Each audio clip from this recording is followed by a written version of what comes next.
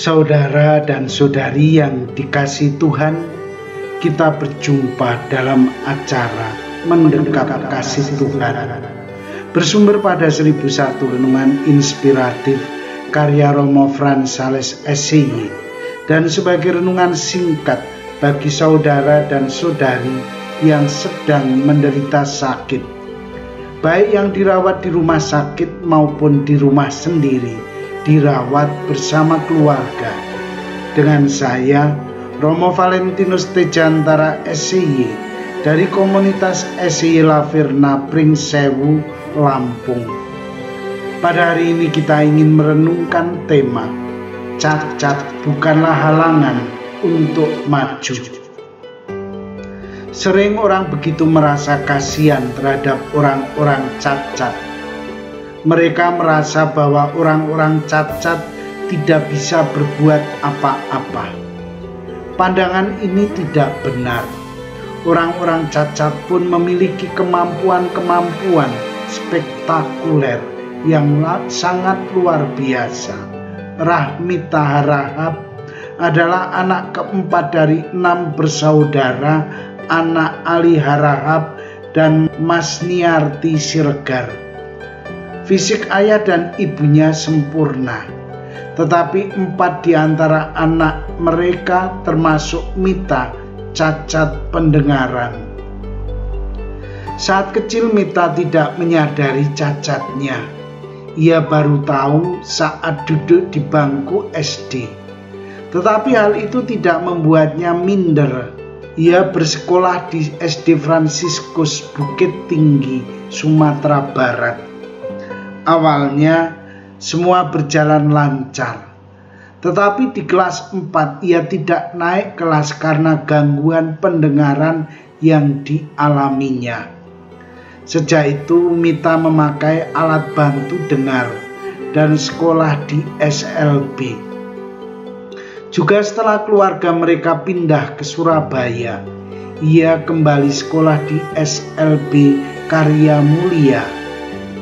Namun ia tidak kerasan karena merasa pelajaran di SLB tertinggal dari sekolah umum. Ia hanya tahan 1 tahun di SLB. Ketika kelas 6, ia pindah ke SD umum. Namun karena cacatnya ia sering diolok-olok teman-temannya, tetapi ia tidak peduli.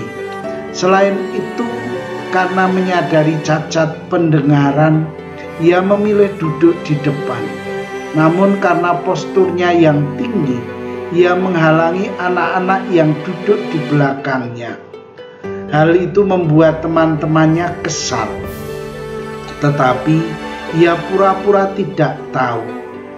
Ia lulus SD dengan menduduki ranking ke-20. Di SMP dan SMA, ia juga masuk sekolah umum dan selalu masuk ranking 10 besar. Hal itu membuatnya bertekad untuk melanjutkan sekolah ke universitas. Ia mendaftarkan diri ke jurusan arsitektur Universitas Mercu Buana, Jakarta. Ternyata pilihannya tidak salah. Ia berhasil menyelesaikan kuliahnya dengan tempo 4,5 tahun, dinobatkan sebagai lulusan terbaik. September 1997, Mita masuk S2 Teknik Desain Interior ITB, dan ia kembali menunjukkan kemampuannya bersaing dengan mahasiswa normal. Dalam waktu 2,5 tahun, kuliahnya selesai. Saat ini ia menjadi dosen di UMB. Meskipun awalnya sempat mengalami banyak tantangan, ia berhasil melewati semuanya. Saudara dan saudari yang dikasihi Tuhan, kisah Mita memberikan suatu semangat kepada para penderita cacat. Mereka yang mengalami cacat fisik tidak mesti putus asa dalam hidup ini. Ada banyak kesempatan yang dapat mereka lakukan kalau mereka punya kemauan dan tekad baja untuk sukses dalam hidup ini. Memang, mesti diakui bahwa cacat fisik sering membuat seseorang minder dan patah semangat. Namun, Mita tidak mau menyerah ketika menyadari cacat pendengarannya. Ia maju terus menghadapi berbagai tantangan.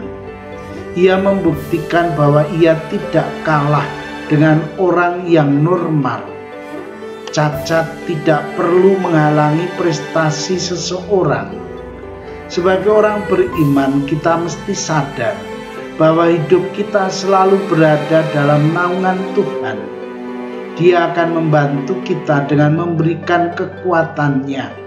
Dia dapat membantu orang yang mengalami cacat fisiknya untuk terus-menerus berusaha dan maju. Namun, Tuhan juga menuntut bahwa orang yang punya kekurangan dalam hidupnya itu mesti terus-menerus berjuang. Orang tidak boleh terpuruk dalam kekurangannya itu.